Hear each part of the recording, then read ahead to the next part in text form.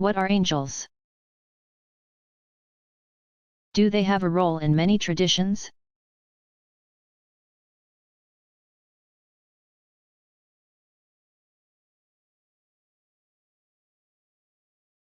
Angels and similar celestial beings appear in numerous traditions all over the world. The classic image of the angel, a winged ethereal body with human features, may have originated in the Middle East. The ancient prophetic tradition called Zoroastrianism had a highly developed cosmology, in which angel-like beings called Amishaspentas were attendants at the heavenly court of Ahura Mazda. Even in the early books of the Hebrew Bible we find mention of heavenly emissaries who deliver divine messages to people. The name angel comes from the Greek word for messenger and became associated with the mysterious figures because of what appears to be their principal function. But angels play many other roles as well, including that of warrior, guardian, and protector, heavenly counselor, winged mount, celestial guide, or escort, to name but a few. Angels play prominent roles in Christian and Islamic, as well as biblical Jewish, lore and spirituality. On the whole, they act as intermediaries between the realms of the divine and the human. Ancient Indian, especially Buddhist, tradition includes luminous beings called apsaras, though not depicted as winged. These lovely beings usually float through the air in scenes decorating Buddhist temples all over Asia. They often function as dancers and musicians.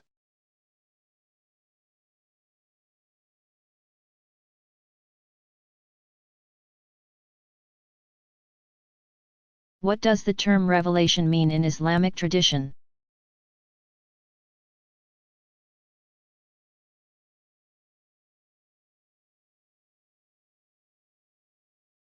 Islam's scripture, the Quran, consistently refers to itself as the word that God has sent down. Tanzil, pronounced Tanzeel, to humankind through Muhammad. That which is sent down represents a manifestation of truths that have existed from all eternity in the heavenly archetype of the Quran known as the mother of the book.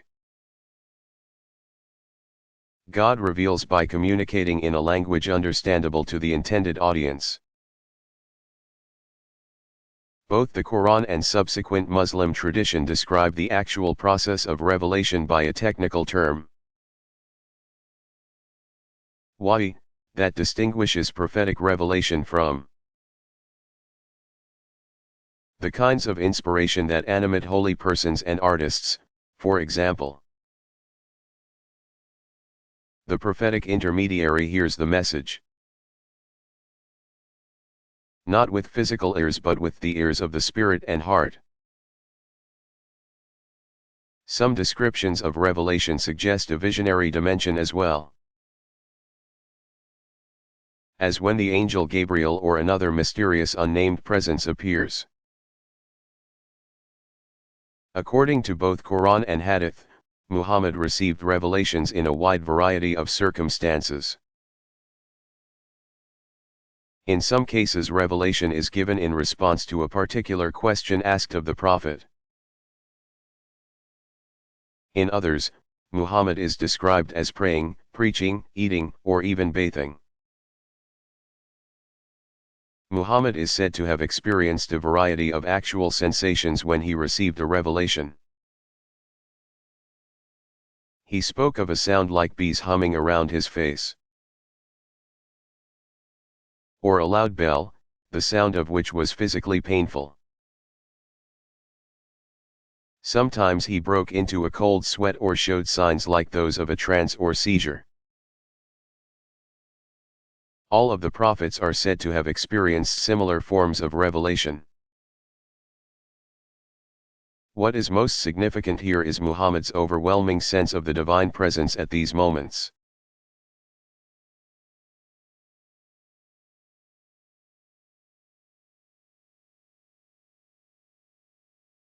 Are there deist hierarchical structures?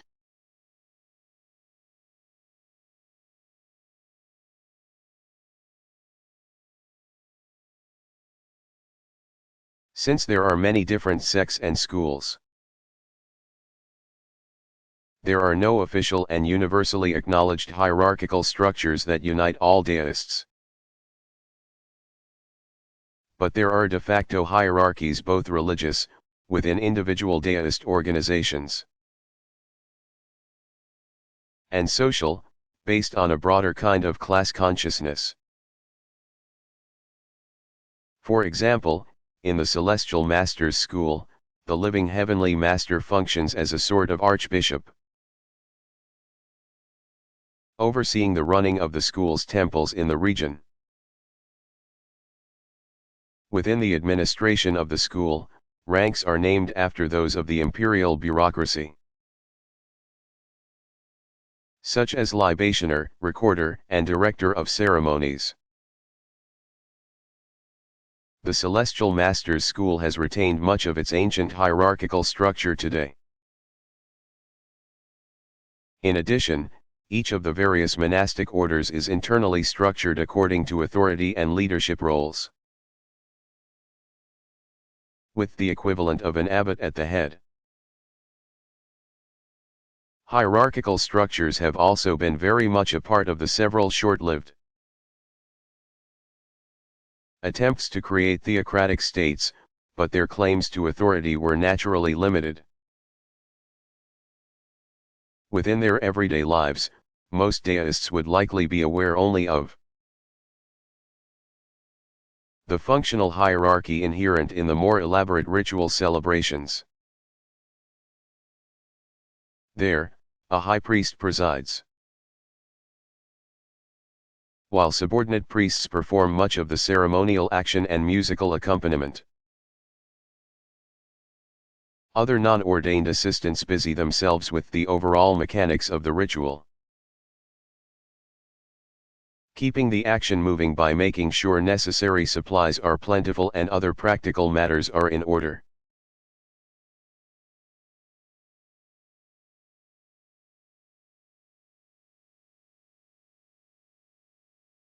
What was the Holocaust?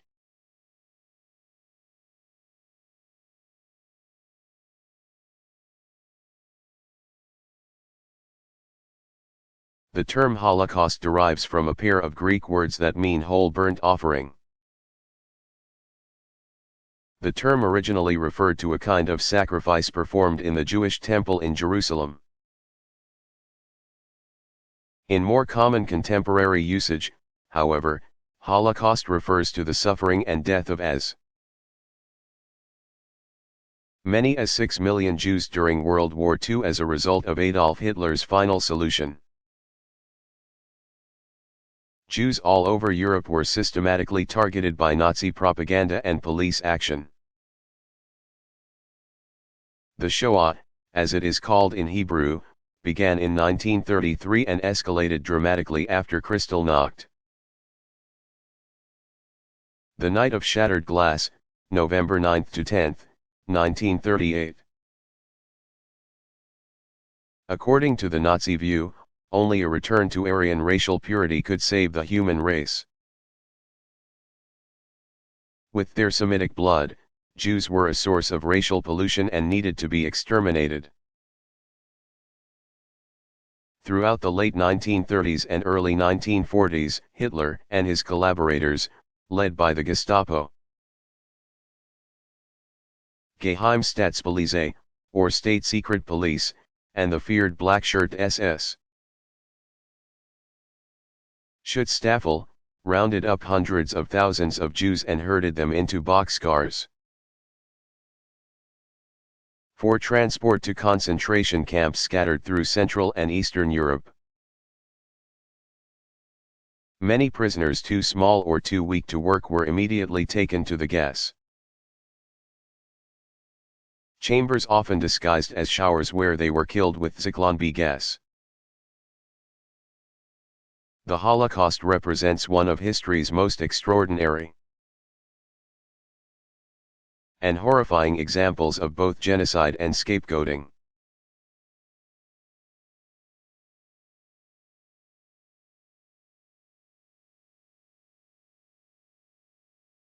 Is there a regular, standard Shinto group liturgical worship?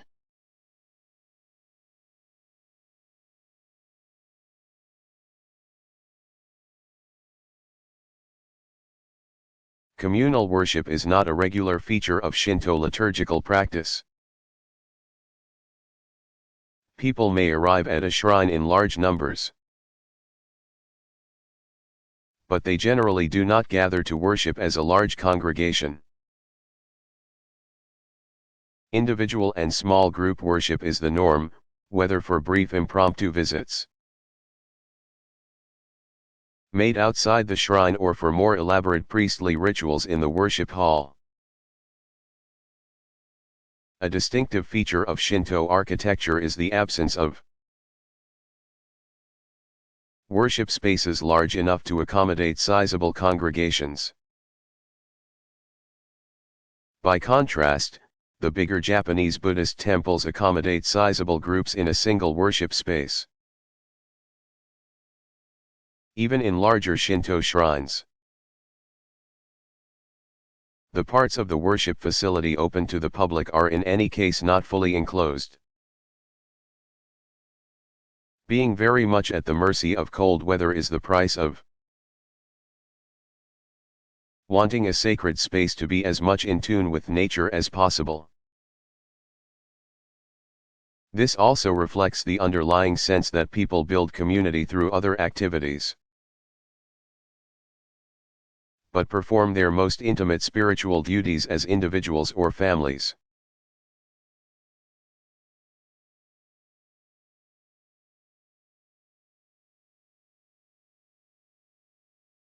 But why not opt for mute adoration? Why choose to complicate matters by multiplying hopelessly inadequate attempts at capturing divinity?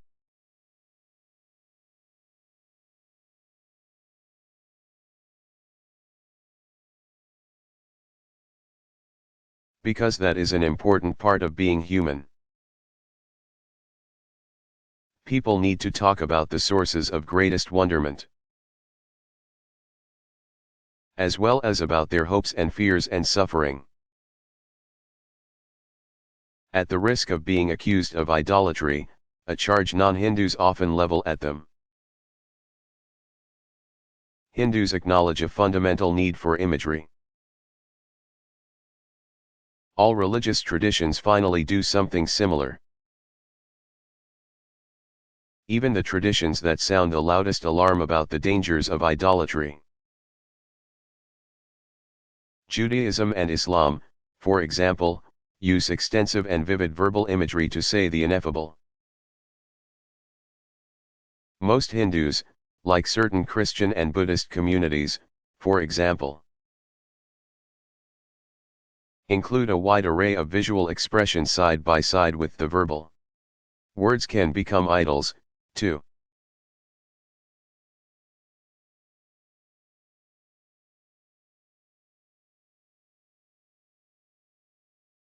What kind of calendar do Confucians and CIT observe?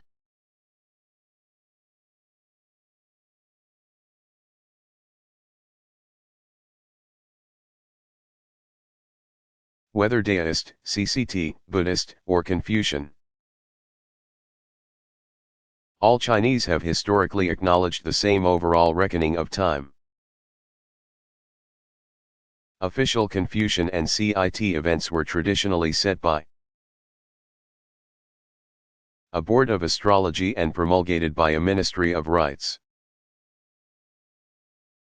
In overall structure, the Chinese lunar calendar consists of 12 months of 29 or 30 days. Since the time between new moons is about 29.5 days. The lunar year dovetails with the solar, with the intercalation of an extra month. approximately every 6 years, or when 5 additional days per year total 30. Reckoning began around 2637 BCE, so that the year 2000 marks the year 4637. Each of the 12 animals of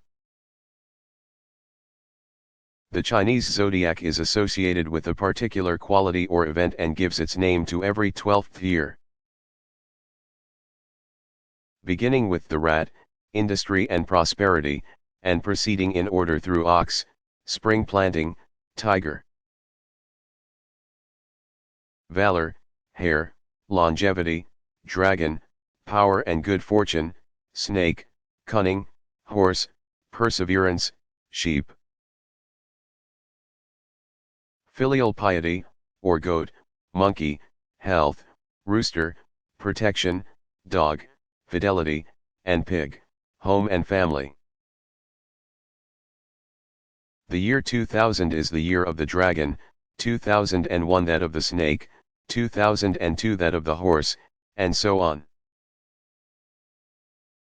5 full cycles, each named after one of the 5 elements: wood, fire, earth, metal and water, equals 60 years, an important interval for ritual purposes. Major annual markers are the winter, maximum yin, and summer, maximum yang. Solstices and vernal and autumnal equinoxes when yin and yang are in balance. During each month, the most important times are the moments of new and full moon.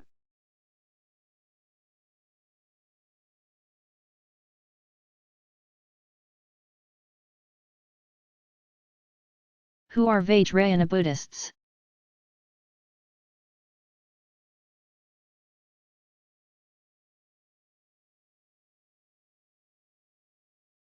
Vajrayana Buddhism consists of a number of schools and lineages that blended Mahayana concepts with the esoteric interpretations of Hinduism's tantric schools. Local pre-Buddhist elements of shamanism and folk religion gave further distinctiveness to the different schools. In some places, Vajrayana, also called Tantrayana, esoteric vehicle, has blended with popular traditions. In the monasteries, the monks and mystical adepts engage in arcane rituals open only to initiates. But the monks also minister to the public through more accessible teaching and worship. Monastic institutions have dominated much of everyday life in the Himalayan nations and, until recently, to a greater degree than elsewhere in Asia. Many of the largest and most powerful monasteries are perched high above cities and villages, so that their physical setting is itself an unmistakable symbol of their centrality. Before the Chinese takeover of Tibet, as many as 1 out of 5 Tibetans were monks or nuns. Some half a dozen major monastic orders developed, of which the Dalai Lama's Gelugpa order is now the best known. Vajrayana Buddhists developed their own extensive sacred scriptures,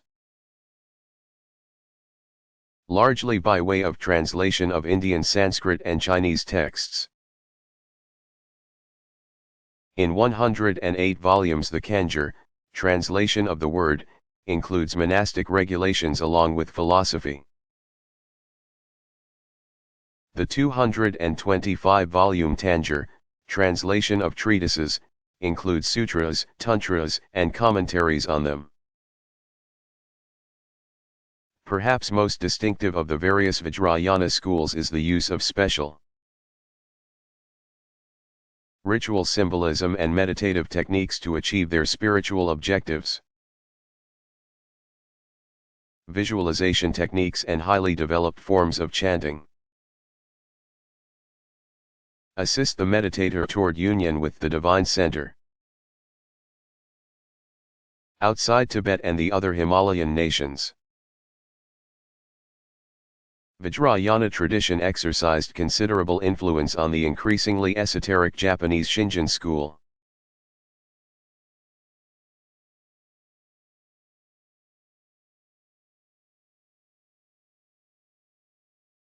What is a prophet?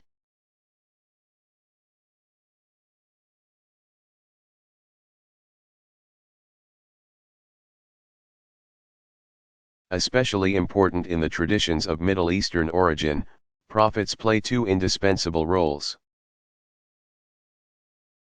First, prophets are intermediaries in the divine communication to humankind. In the Abrahamic traditions, prophets speak on behalf of God, sometimes delivering a sacred scripture to the people to whom they are sent. In this capacity, prophets appear often through history, whenever the divine revealer determines that the original message has been lost or has become so diluted as to need restatement. In addition, prophets function as critics of the ethical and religious status quo. They confront the powerful with a mandate to establish justice for all their subjects. They challenge the wealthy to account for their responsibilities in societies where the gap between the haves and the have-nots grows ever wider. They remind ordinary people of the need to render thanks to the divine source of life and giver of all gifts.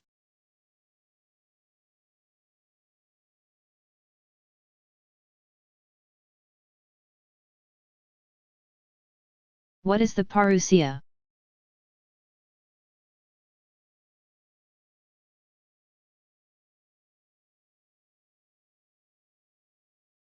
According to the New Testament, Jesus promised his followers that he would come in glory at the end of the world as Lord and Judge.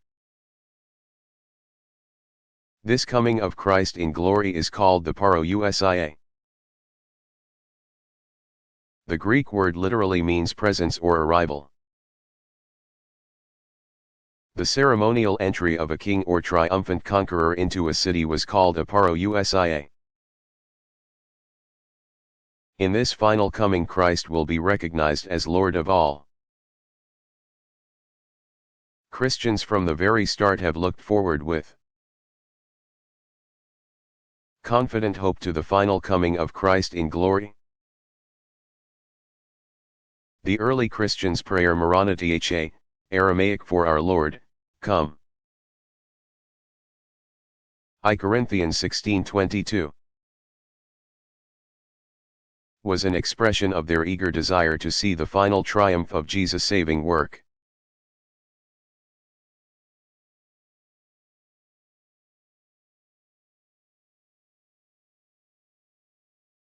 What is the most important deist observance?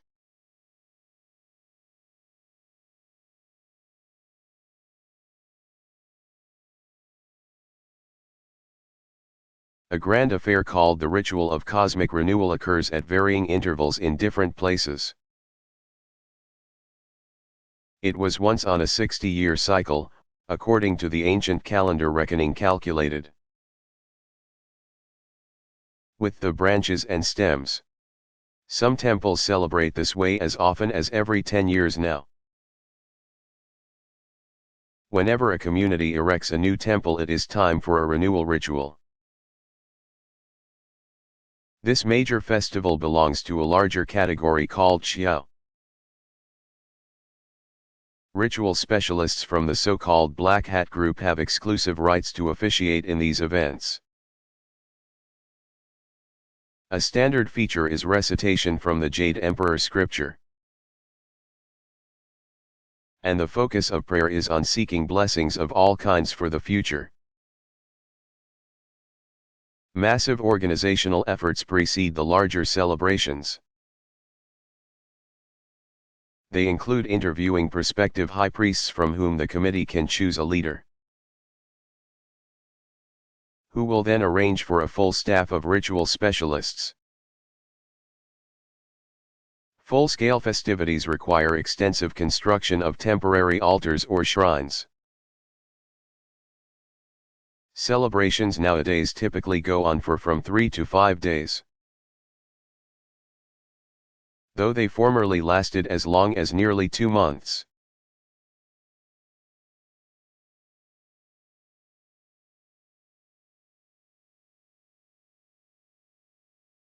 Does the shaman have a place in Shinto?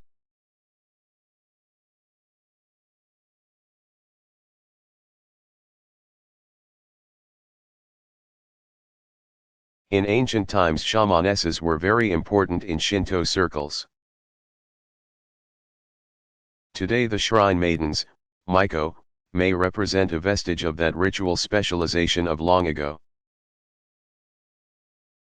Blind female shamans called Itako still ply their trade in various parts of Japan.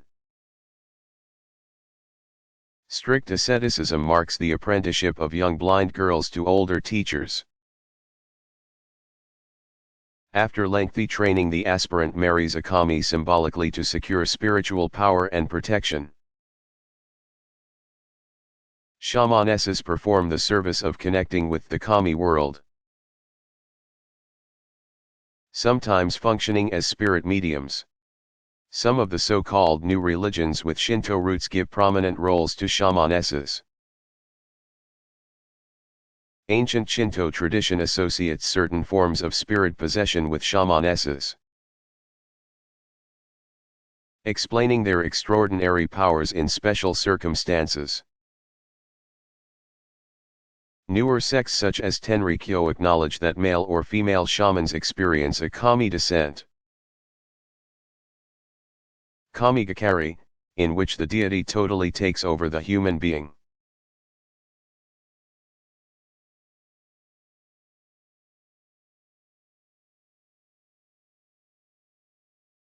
How would you sum up the history of Shinto?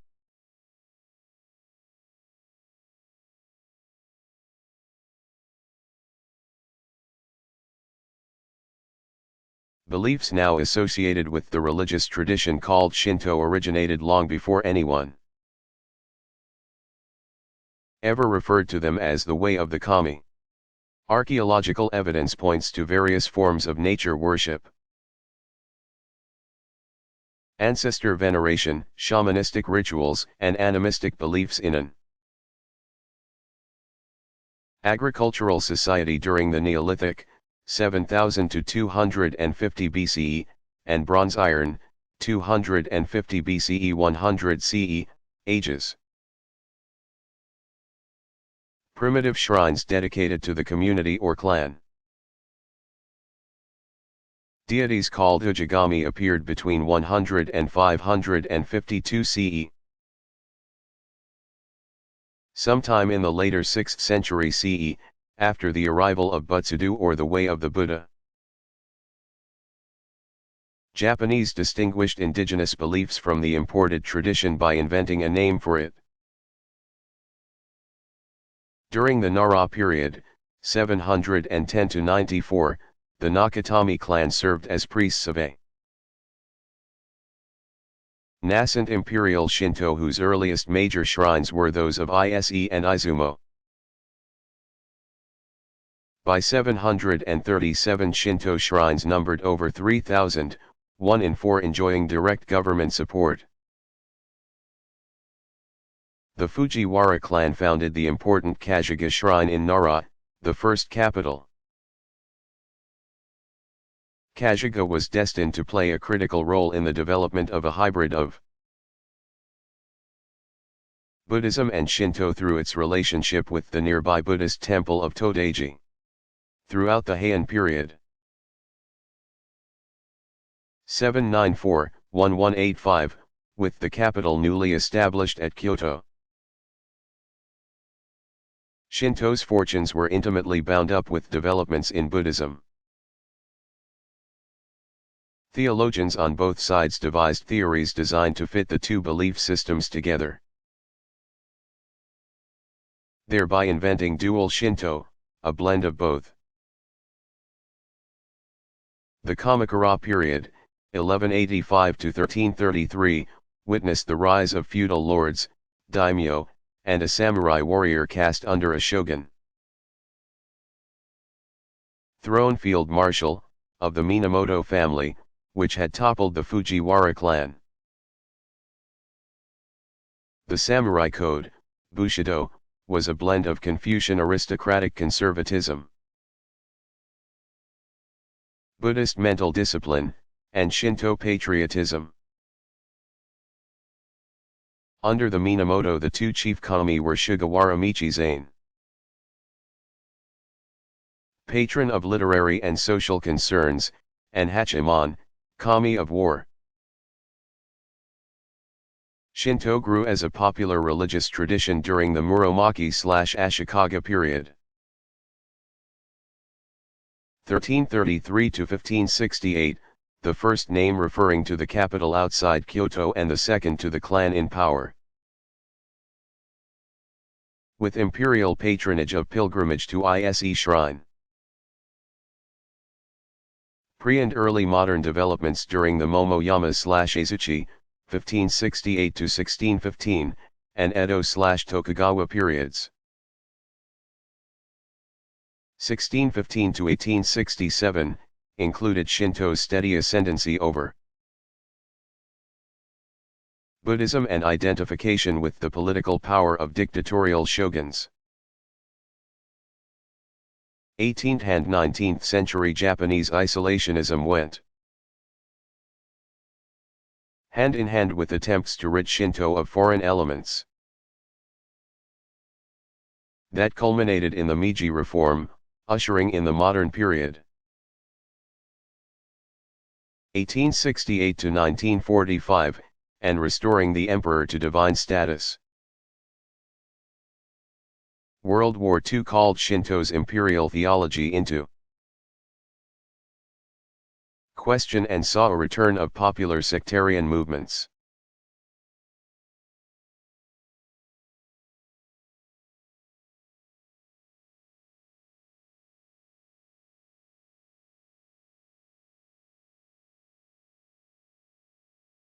Is there such a thing as converting into Shinto?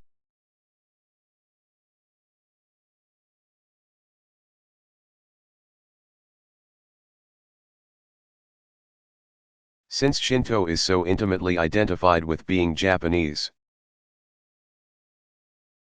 the concept of conversion is largely irrelevant. That does not mean that no non-Japanese has ever deliberately chosen to become a practitioner of Shinto. But such instances are very rare. The case of Judaism offers a rough parallel. Many consider membership in Judaism a matter of ethnicity. But some Jewish congregations nevertheless welcome converts into their community. Some have developed formal initiatory rites for ethnically non-Jewish individuals. But Shinto tradition does not have such a rite for non-Japanese who wish to practice and profess Shinto tradition. The difference here is that membership in Judaism presupposes assent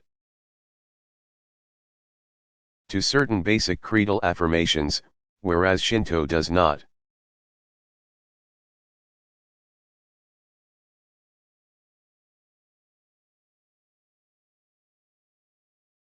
What does the crescent moon and star symbol mean?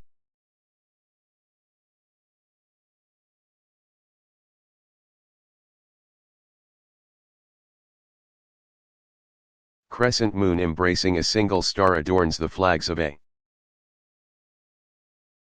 number of modern nation-states with majority Muslim populations. The sign is almost certainly not of Arab origin, and the Ottoman Turks may have appropriated the symbolism from Byzantium.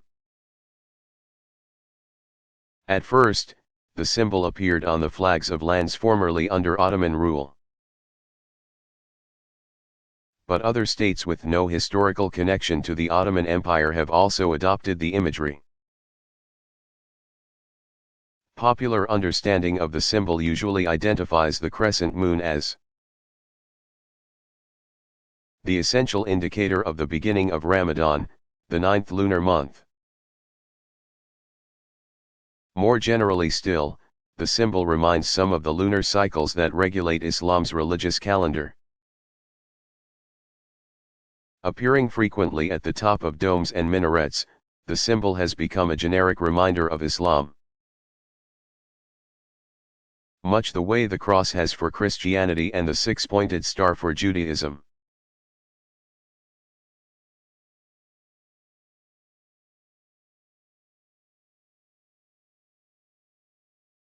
What annual festivities do Shinto practitioners celebrate?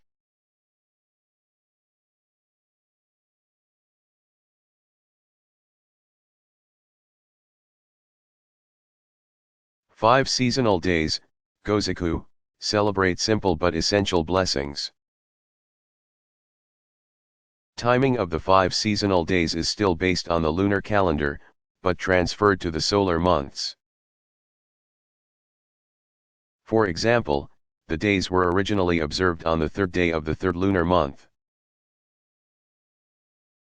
the 5th of the 5th, the 7th of the 7th, and the 9th of the 9th. The days now retain the same position, but in solar months of the same numbers. 7 Herbs Day now falls on January 7th, when people greet the spring with a specially seasoned soup. For Hinamatsuri, or Doll Festival, nowadays called Girls' Day, on March 3rd. Many people reenact the ancient practice of floating clay or paper dolls on a river or the sea to ensure the health of their daughters. Boys' Day, Kodomo no Hi, falls on May 5th. When little boys receive dolls of heroic figures who model valor and loyalty. On July 7th, Tanabata, or Seventh Night, recalls the Chinese story of the celestial cowboy and the weaver maid. Condemned to be distant stars forever because their romance caused them to slacken their labors.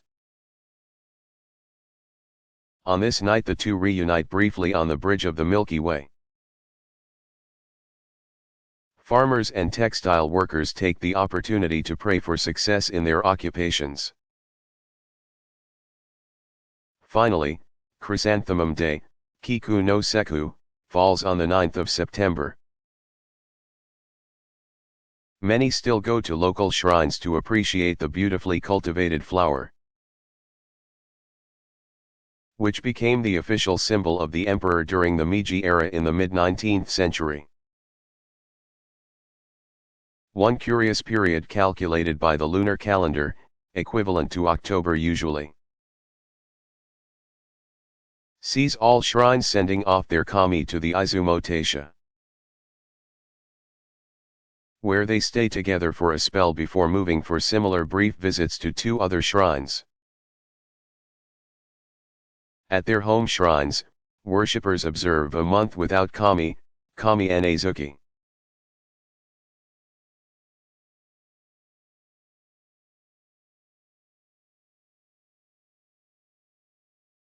What rites do Shinto practitioners perform in their shrines?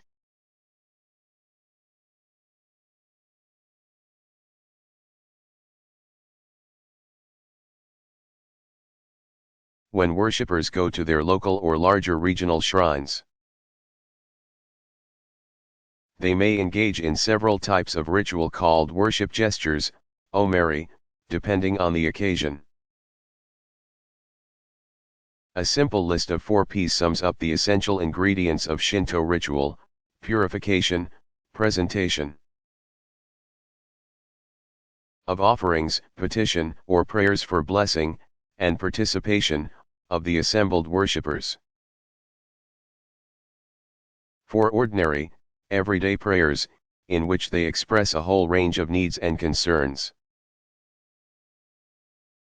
Worshippers typically perform a simple offering before the sacred presence. Alone or in small groups, they enter the shrine precinct and proceed along the path.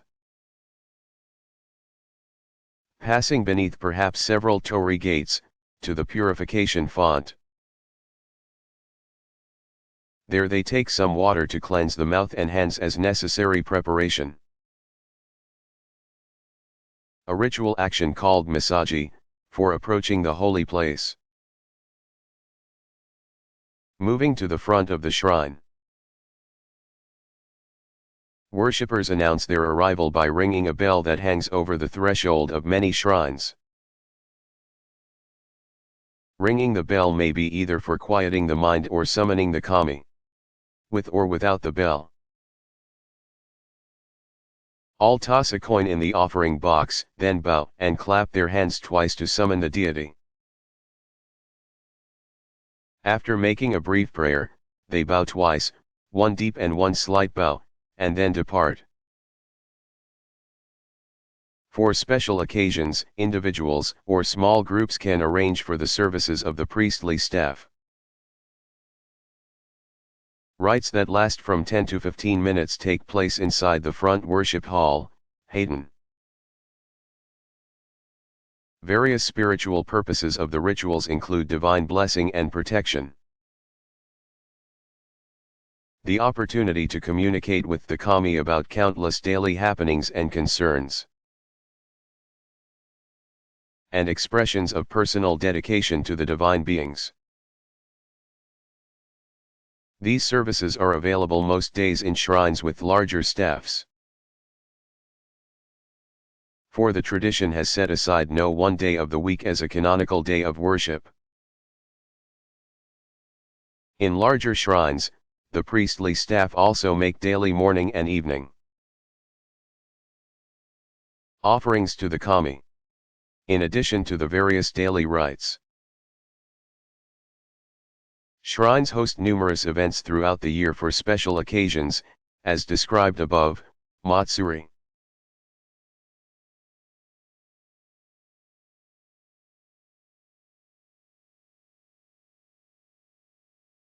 Do adherents of Shinto believe in angels?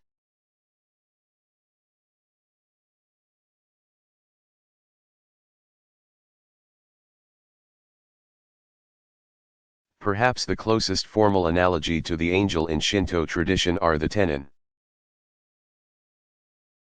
The Japanese version of Buddhism, celestial nymphs called apsaras. They are spirits, but other than that, they do not function quite the way angels do in other traditions. Lovely celestial beings have sometimes been said to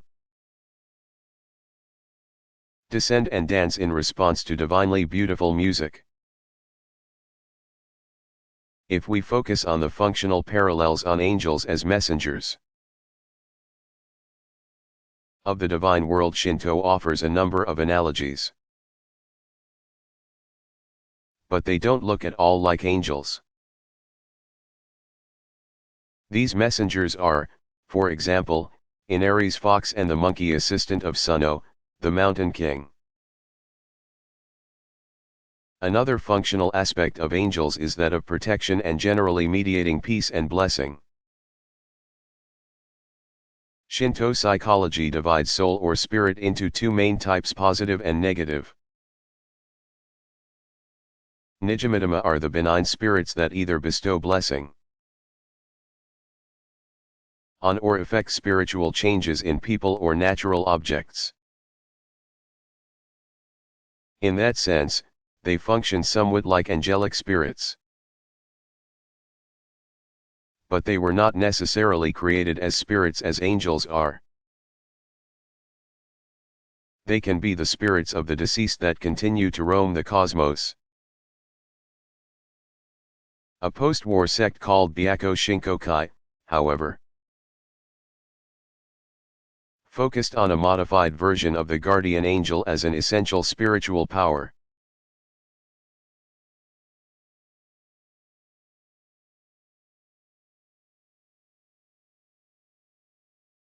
How do Muslims feel when one of their members decides to leave the faith?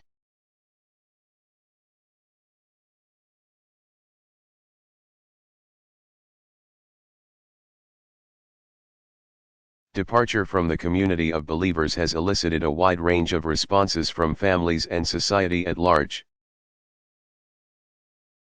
Depending on historical and cultural circumstances. Most of all, friends and relatives of an individual who has either simply slipped away from active involvement or made a deliberate choice to repudiate the Islamic tradition are eager to try to persuade the individual to reconsider. They will likely do whatever they can to support the individual in his or her dilemma. If they are unsuccessful, they will commend the individual to God's mercy and offer prayers on that person's behalf. Departure from a faith tradition is generally known as apostasy. Under certain social and political conditions, especially in regions where Muslims are in the majority and where the prevailing climate favors an emphasis on Islamic religious law, the response to apostasy may be more severe. This may include isolating the apostate from the religious community,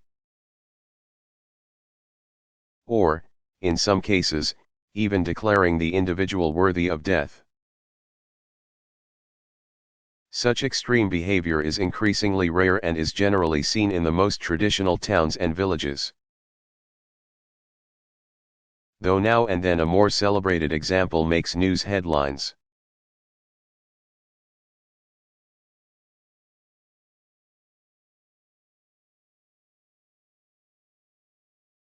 Is there a distinctively Jewish ethic?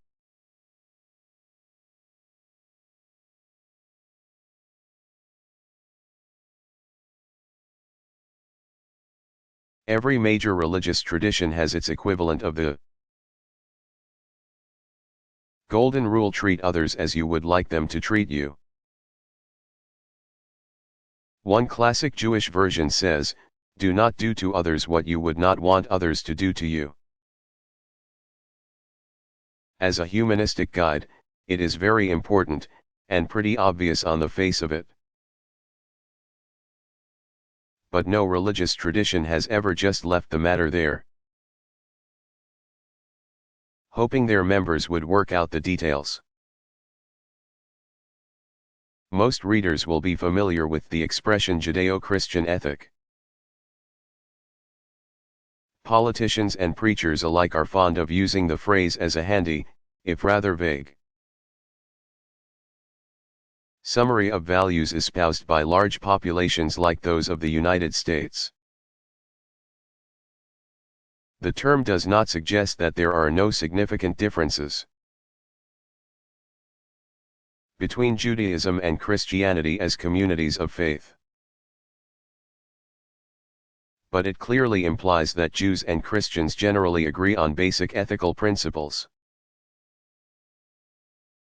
Most people would instinctively identify the Ten Commandments as that shared foundation of morals. But since for Christians as well as for Jews, the Decalogue functions as an ethical minimum, there is much more to both approaches to morality than one can squeeze into a handful of commands and prohibitions. This is where religious motivation enters the mix, making each tradition of religious ethics distinctive. Jews strive for a moral life because, in addition to the need for basic mutual respect, Golden Rule, and for broad guidelines meant to prevent social chaos, the Decalogue, the revealing God demands nothing less of believers.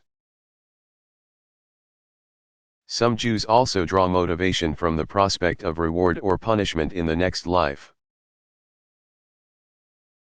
Many find it sufficient that God has given all good things and wants people to share them so that more people can enjoy the gift of life. Since life's gifts don't always simply fall into one's lap and take care of themselves, believers need to work toward worthy goals and care the gifts attained.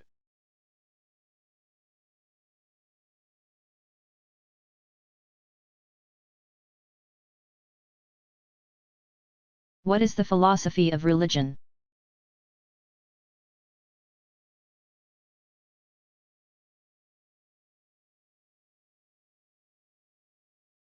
Some philosophers make a specialty of inquiring into the reasonableness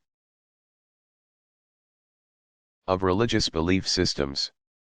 As far back as Thomas Aquinas, d. 1274, in Europe, Ghazali, d. 1111, and Ibn Rushd, d. 1198, among medieval Muslims, the Hindu Shankara, d. 820, and even back to the Buddhist Nagarjuna, c. 150 to 250, and earlier, religious thinkers have tackled questions of how much truth reason can grasp. Thomas Aquinas' classic 5 proofs for the existence of God are among the most famous inquiries of this type. Philosophers of religion provide a great service in their attempts to keep religious language and truth claims honest, along with philosophical attempts to give a rational justification for religious beliefs, a subspecialty in the philosophy of religion deals with the intricate analysis of various forms of religious expression. It analyzes religious language, ritual, and statements of belief as to their rationality. Virtually every major religious tradition, at some periods during its history, has developed alongside of philosophical schools that have acted as gadflies or devil's advocates.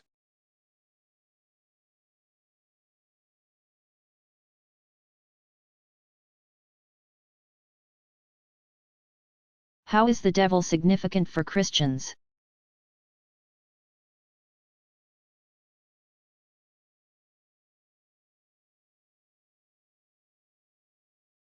The English word devil comes from the Greek diabolos, meaning one who throws something against, in short, a disruptive power or presence. In the Gospels, Jesus deals with many such presences. Sometimes the presence is associated with a physical disease. Sometimes with what seems to be a form of psychosis. There is a subtle distinction between a devil and an evil spirit. The latter being a soul gone awry under the influence of the former. According to tradition, the only difference between an angel and a devil is that a devil has made a choice that caused the loss of divine grace. Lucifer, bearer of light, is the name of the angel who first separated himself definitively from God and got the name Satan or adversary. Others are said to have followed his example and joined an army of malevolence under Satan's lead. In one of the few remaining mythological elements in Christian tradition, Satan does battle against the forces of good represented by the Holy Spirit. At the end of time, Satan and his minions will suffer crushing defeat. Homage to the devil remains a feature of folk traditions among Christians in many parts of the world. In a mountainside cave in Guatemala overlooking Lake Atitlan, for example, locals still show interested visitors the remnants of chickens sacrificed to the Prince of the World, represented oddly by a stone cross on the wall. This is not the same as Satanism or devil worship as such, but an acknowledgement of the continuing presence of evil in the world. Popular lore has cloaked the devil in red, given him horns, a pointed tail, and a pitchfork, but imagery of that sort does not have biblical roots.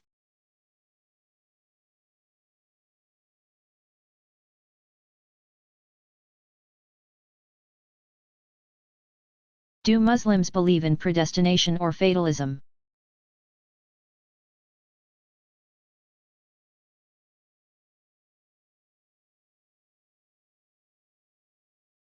A common misperception of Islamic tradition is that God exercises such minute and perfect control over all things that human actions have no bearing on the individual's ultimate destiny. When Muslims use the expression God willing, they do not mean to suggest that human beings are mere marionettes dancing at the whim of the divine puppeteer. They are simply reminding themselves that God is ultimately in charge of everything, regardless of individual human preferences. True, the Quran often describes how God both guides and leads astray whomever He chooses. But that does not suggest that God is capricious or spiteful. Only that God is God and that lesser beings ought not to take God's sovereignty for granted even for a second.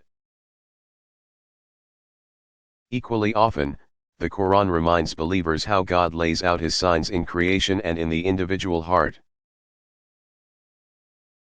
Adding, perhaps you will understand. Muslims believe in God's justice. The Quran insists that each person will be held accountable for his or her actions at judgment. But since God is just, Muslims conclude that human beings exercise a significant freedom of choice otherwise. Accountability at the judgment would be a sham, a cruel hoax to which God hardly needs to resort. All in all, Muslim tradition seeks to maintain the delicate balance between belief in God's absolute power and a limited, but more than adequate, human freedom to choose either good or evil.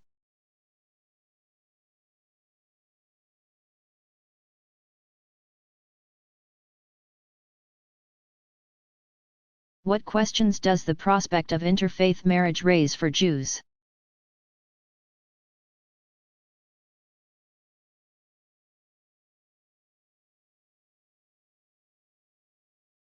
Attitudes to interfaith marriages vary a great deal among Jews. It is probably fair to say that the preference of most would be that their sons and daughters marry other Jews. But resistance to interfaith marriage is certainly stronger among Orthodox and conservative Jews than among Reform. Virtually complete prohibition of interfaith marriages in some Jewish communities arises less out of concern for ethnic purity as such than out of a desire to prevent the faith tradition from being irreversibly diluted. Experience has shown that families in which the parents are not both Jewish are less likely to educate their children in the Jewish tradition. Tradition lost is extremely difficult to recover, especially in cultures and societies that seem to value the new much more highly than anything with deep historical roots. Even the musical Fiddler on the Roof goes a long way toward helping non-Jews to appreciate the beauty and centrality of tradition. Tradition, for Jews, families are the first line of defense against the permanent loss, not just of a collection of ritual deeds performed mechanically, but of the meaning of life itself as interpreted from a Jewish perspective.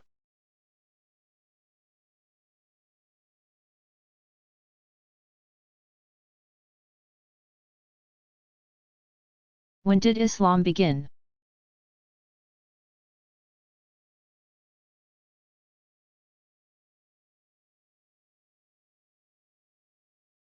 500 years after the Roman destruction of the Temple in Jerusalem dramatically altered the history of Judaism. An equally momentous event occurred in the Arabian Peninsula. According to tradition, Muhammad was born around 570 CE in the trading town of Mecca. When he was about 25, Muhammad married a businesswoman named Khadija, 15 years his senior. Muhammad developed the habit of seeking prayerful solitude in the hills and caves surrounding Mecca.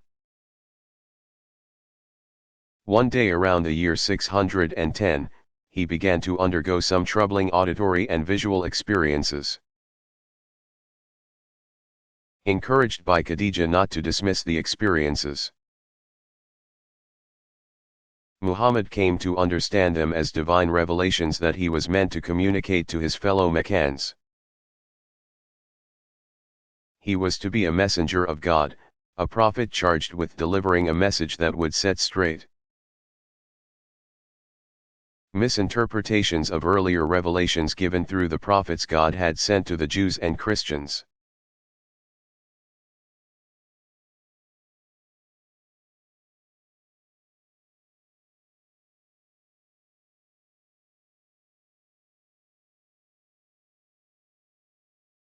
What is the shape and purpose of religious law? Where does custom fit in?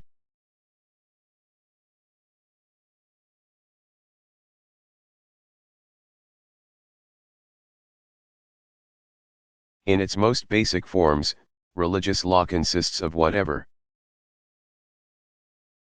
strictures and sanctions a tradition's sacred texts call for. Many traditions that have not developed centralized authority structures strive for the simplicity of this kind of normative scriptural orientation. Some of these, such as the greater Hindu tradition, eventually include in the general category of sacred text a variety of documents of a distinctly legal character. A large number of other religious communities develop the equivalent of charters, constitutions, or bylaws to which they can appeal for clarification in the event that the scriptural text either does not address a particular issue at all or offers only ambiguous answers. Some, such as Islam, Judaism, and Roman Catholicism, have developed elaborate systems of religious law. This has often resulted in tension between the communities'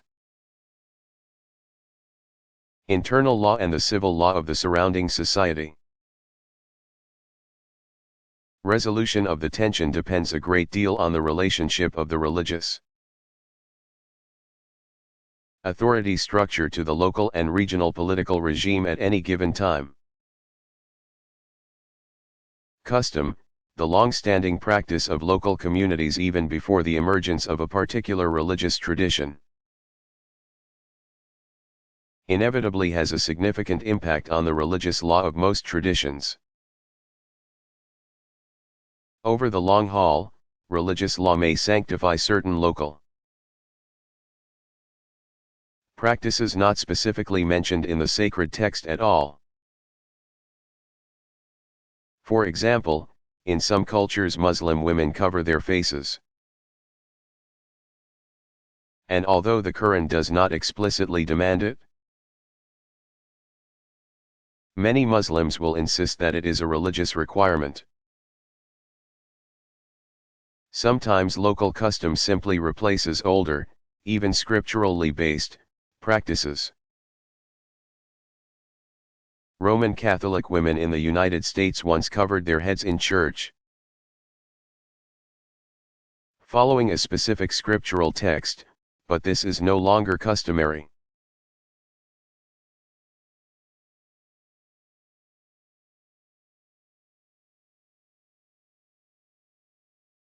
Who are some of the principal gods of CCT?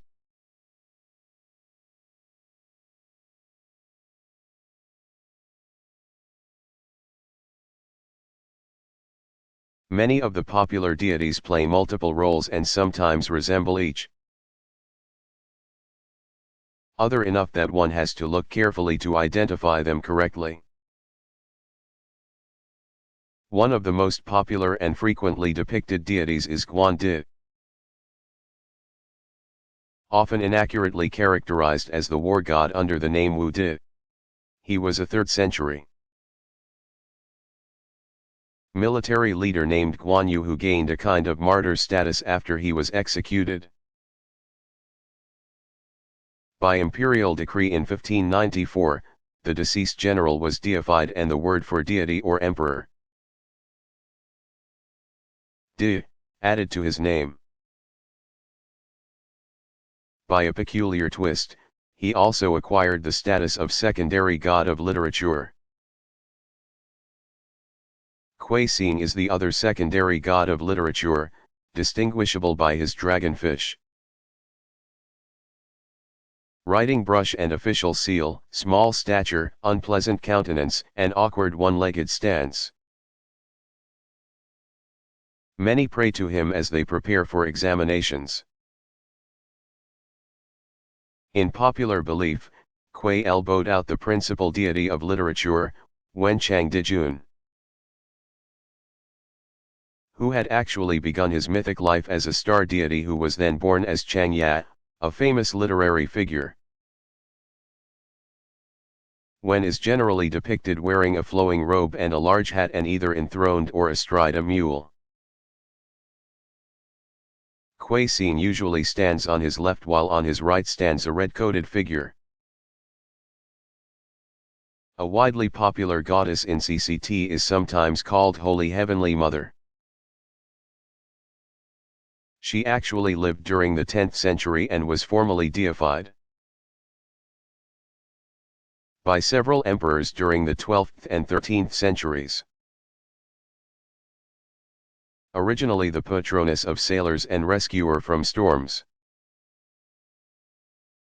she soon became famous for a wider range of powers. Taiwan alone has several hundred Maziu temples, where she sits enthroned wearing a royal diadem.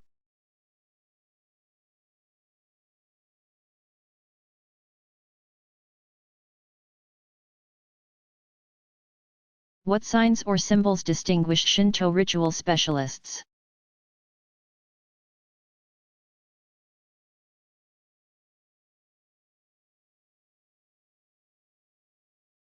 Shinto priests wear distinctive garb, called shozaku, modeled on courtly fashions from the Heian period, the days when Japan's capital was in Kyoto. Ritual robes are of several types. They wear a kimono and a kind of very full-cut pants underneath. Outer garments originally indicated courtly rank with various colors, robin's egg blue, red, purple, yellow, and light green, but now a priest's rank is indicated by either the pale blue, black, or red. Outer garments have very wide flowing sleeves and extend down to the feet. For ordinary ceremonies priests wear a white silk vestment called a karanigo, hunting cloak from medieval times. With the simpler garments for ordinary duties, priests wear a plain roundish hat called eboshi, reserving the taller and more elegant kanmurai for special ceremonies. High-ranking priests wear polished wooden shoes for rituals, and their subordinates wear thong sandals of wood. During all ceremonies, officiants carry a slender, tapered slab of wood called the shaku in the right hand, similar to the one seen in images of Chinese ancestor figures. Since even a layperson sometimes leads rituals and wears these same garments, they do not function like a habit to distinguish priests from laity. When not performing their shrine duties, Shinto priests wear ordinary street clothes. Shrine maidens, Miko, wear a white kimono top and a vermilion or scarlet split skirt. Only when they are performing shrine duties. Musicians, whether priests or not, also wear similar versions of heian court fashion during ceremonies.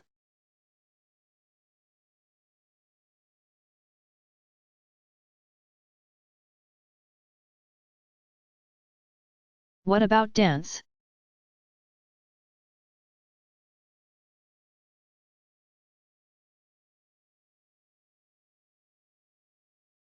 Liturgical dance is just as important as music. During the festival of cosmic renewal, for example,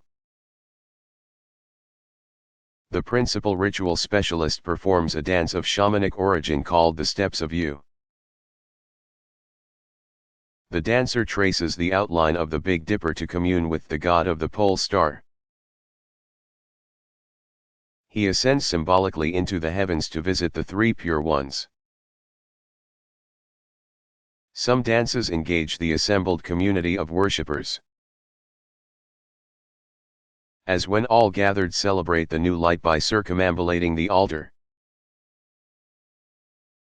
Another dance functions as an offertory procession in which worshippers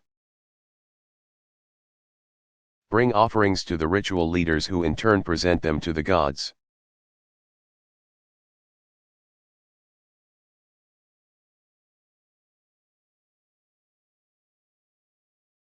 What are some other important celebrations for Daoism and CCT?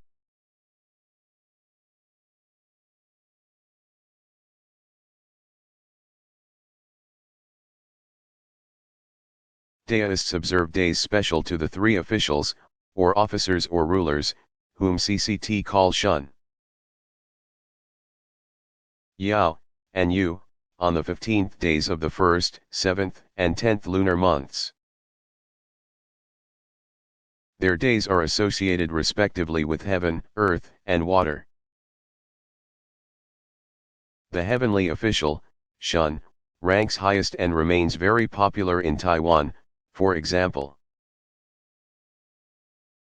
The water official, Yu, is celebrated for having saved the world from uncontrolled flooding. Three Daoist deities considered at the pinnacle of the pantheon are known as the three primordials. Their festival days coincide with those of the three officials, respectively. The first two of which also coincide with the CCT Lantern Festival and Ghost Festival.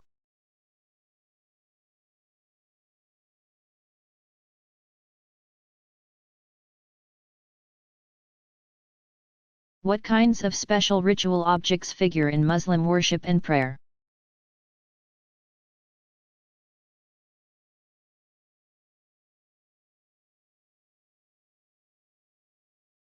By far the most important ritual object is the Quran. Since Muslims regard the sacred book as the very word of God, they try to treat the physical object with the greatest respect. Some mosques own ancient and beautifully wrought Qurans, often in multiple volumes, that are used only for special occasions. The more ancient the mosque, the more likely it will also have specially crafted podiums on which to place the Quran, and possibly also storage containers. Both stand and box often feature carefully chosen inscriptions from the Quran and Hadith that remind devotees of the divine origin and power of the sacred word. One of the most important among the relatively few other items that have been a regular part of Muslim devotions is the classic prayer rug, displaying a central shape that recalls the mihrab on the Mecca ward wall of the mosque. High-quality prayer rugs often use geometric and floral design inspired by the Quran's verse of light. God is the light of the heavens and the earth.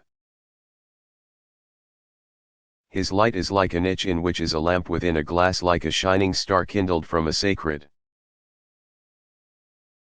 olive tree, neither of east nor west, whose oil would nearly glow even if no fire touched it. Quran 24:35. Inspired by the same verse, beautifully enameled glass lamps were once raised to a fine art and hung by the dozens in the great mosques of the Middle East. The shimmering light cast through their multicolored Quranic inscriptions and arabesque designs would have been similar to that cast through Europe's stained glass windows.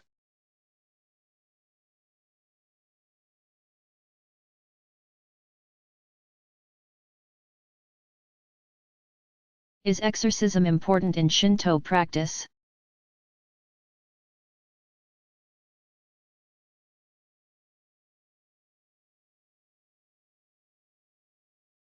Demons and assorted evil influences miss no opportunity to make nuisances of themselves, especially at times when human beings and natural processes are most vulnerable. Beginnings, such as planting time or the birth of an infant, can be particularly difficult in this respect. Shinto tradition includes various understandings of how evil forces work and several methods for contending with them. Most undesirable forces are associated with impurity and pollution. Some evil spirits will depart in a ritual that designates as a scapegoat any animal or object capable of taking on the negative forces. Emperors of old rubbed a human effigy over their bodies, leaving all personal impurity on the image, which officials of the Bureau of Yin and Yang then ritually consigned to a river. Other rituals use a weapon such as a sword to attack the evil power as though it were a physical presence. Some rituals assume the evil forces have taken on demonic bodies and must be pursued and expelled from a locality. In one rite, people throw soybeans in unlucky directions and command the demons to depart. An important part of the spring Setsubun, season change. Matsuri. Some large festivals are entirely dedicated to a type of communal exorcism. An originally Buddhist rite called Goryo-e, meeting with august spirits, has been associated with Kyoto's famous Jun Matsuri, for example. That festival arose out of a need to banish the spirits of disease, and eventually grew into a full-scale Shinto celebration. Another important interpretation of spirit possession has been traditionally associated with the belief that the fox is capable of changing shapes. Extraordinary spiritual states were therefore sometimes explained as a type of fox possession. Some popular traditions identify various psychosomatic illnesses as forms of possession. Soul pacification, tamashizume, is a kind of reverse exorcism in which ritualists seek to make a spirit content to remain in the body of a person suffering from illness.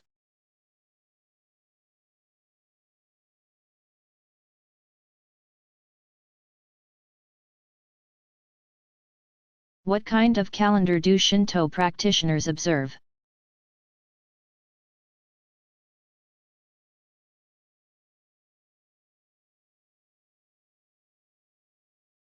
Shinto reckoning of ritual time has been much influenced by Chinese traditions.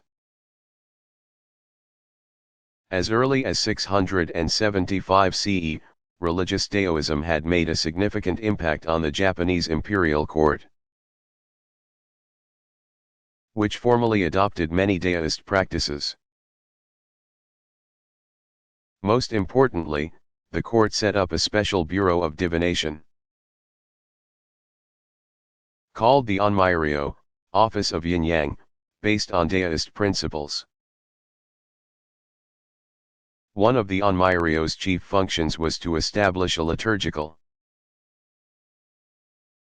calendar that patterned earthly life on the rhythms of the cosmos. This lunar calendar retains all the main features of its Chinese model, including the cycles of 60 years based on the combinations of 12 branches and 10 stems.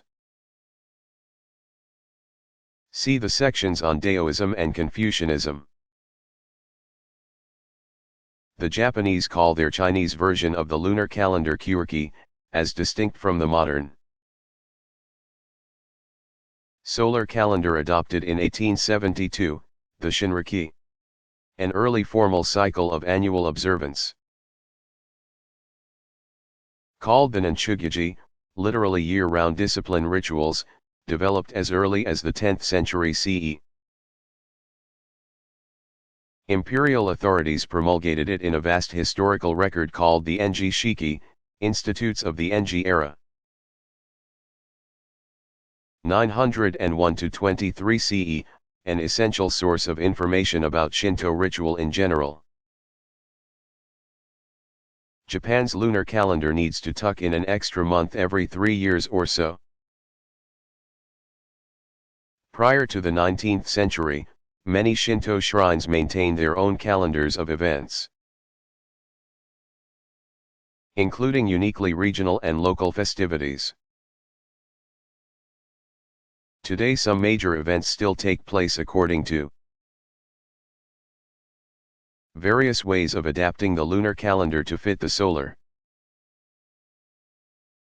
For example, some festivals now occur on the same numbered day within the same numbered month, but transferred to the solar reckoning. In other words, a festival that fell on the 7th day of the 7th lunar month now falls on July 7th. Some festivals are now dated by keeping the day date but adding a solar month, so that a celebration once held on the 7th day of the 7th month now occurs on August 7th. Finally, and more rarely, a few special days retain their lunar dating completely, so that they rotate backwards against the solar year. From the solar point of view, therefore, these are movable feasts. Since the late 19th century, the timing of the major festivals has been coordinated so that all the larger shrines observe them at the same time. But there are still many distinctive local and regional festivities attached to individual shrines, such as the rituals dedicated to the patron deities of particular places. In addition to the liturgical calendar, an important related feature is the Japanese custom of dividing history according to imperial reigns or epochs. Emperor Hirohito died in 1989, ending the Showa era, and his son Akihito's accession inaugurated the Heisei epoch.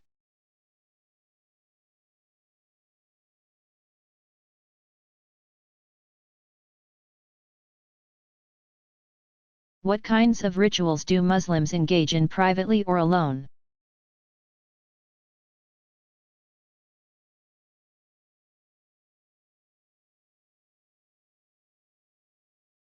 Since one can perform the 5 daily ritual prayers anywhere, most Muslims generally pray the Salat alone or in small groups.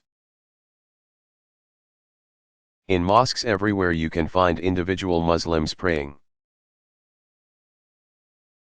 privately outside the regular ritual prayer times as well. But Muslims also engage in a variety of other private devotions. Some are associated with local or regional custom, others practiced across the globe. Private recitation of the sacred scripture is foremost among the universal customs. Muslims who read Arabic but who are not formally trained in the refinements of performative recitation often sit alone and recite in a low voice. Meditative reading of the text in any language can nourish the spiritual life. Another popular devotion involves a prayerful consideration of the 99 beautiful names of God. Many Muslims use the tasbihah, a set of either 33 or 99 beads, to keep count. These are the so-called worry beads people all over the world like to fidget with even when not praying. Islamic traditions of spirituality also offer a vast array of devotional literature. From hagiography, lives of prophets and holy persons, to prayers recommended for daily use to refined religious poetry suitable for praying.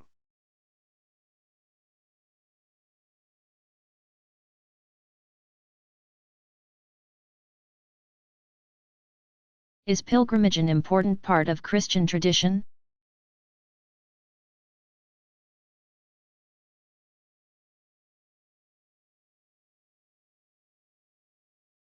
By about the 4th century, pilgrimage to Jerusalem had become common enough that significant examples of a type of literature called the pilgrimage narrative have survived. Pilgrims talk of their burning desire to visit sites mentioned in the Old Testament, as well as those associated with key events in the life of Christ. Emperor Constantine's renovation of many of the holy places also made the practice more popular. After the Muslim conquest of Jerusalem and surrounding lands in 638 CE, Christian access diminished somewhat, then improved for a while under the Crusaders' Latin kingdom. But during the Middle Ages, other sacred sites associated with famous saints gradually replaced Jerusalem as the goal of choice for countless European pilgrims. The Shrine of Santiago de Compostela in northwestern Spain was a major site, said to be built around the remains of Saint James the Apostle.